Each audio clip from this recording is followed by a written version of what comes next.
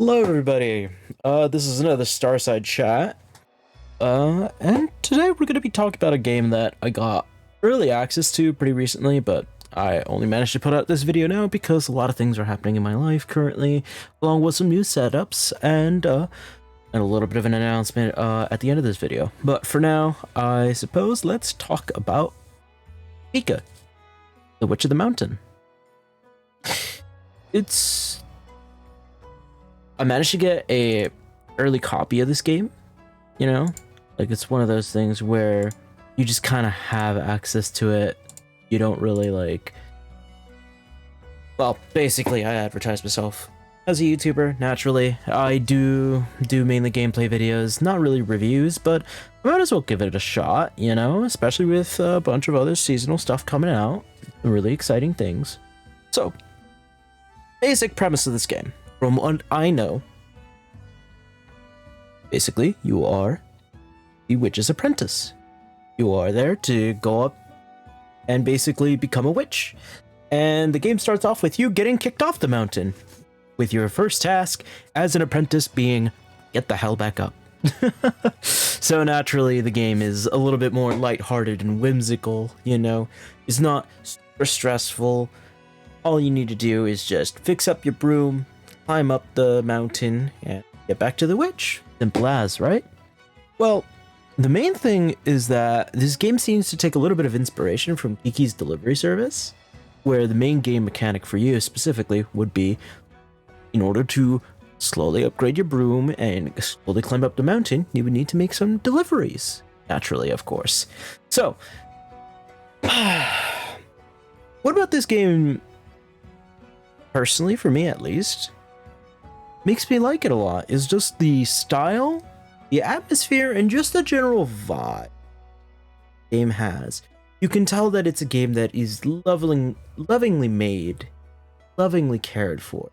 You know for a fact that developers are taking their time with it, and I love the way that the broom flies. I'm not gonna lie. It's floaty, it allows you to be able to speed up and down constantly. It feels pretty much like you're on a flying broom, you know? Not to mention, with the few characters that I did manage to acquaint myself with, they seem to go for more of I would say an Animal Crossing type style. Just where all the characters, you know, they're a little basic, but, you know, they're lovable. They're adorable. It makes you want to pick one up and put them on the shelf just to, like, see them, and it's like, man, you are cute. But if I do have my gripes with the demo, I did wish there was a little bit more to it.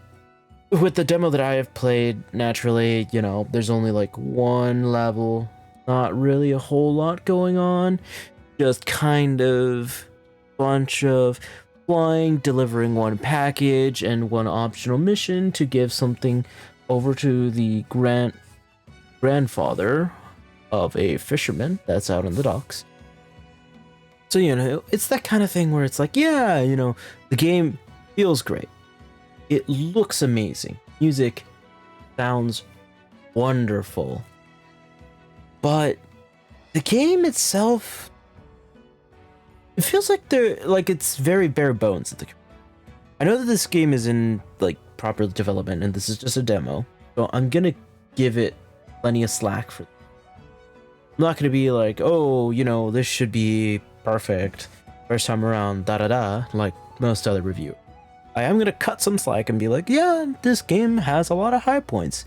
But I did feel like there should have been a little bit more meat on the bone. You know, maybe like 2-3 more packages to deliver just to get a sense of like characters we're dealing with, what are we going to escalate to, all that sort of things. And maybe just apart from just invisible walls sort of blocking the areas, maybe at least fly to the zones that are properly finished, because there is some zones that you can see, but you can't get to it because, you know, invisible wall. No matter how high or how low you can fly, you are not getting past it. So, honestly, with this game, I think it's something that you guys should be able to take a look at. It is going to be very fun to see how this develops over time. Personally, I want to play it. I want this developer to grow, you know? So, they do have a Kickstarter, and they also, you know, have wish lists on Steam and such. I'll try and link both of those in the description below, make sure that everything's all good and sorted, but those are my genuine thoughts with the game. Just kind of mulling it over. I feel like this game does have the potential to be like a really cute and endearing game that you could be able to stream and such, you know?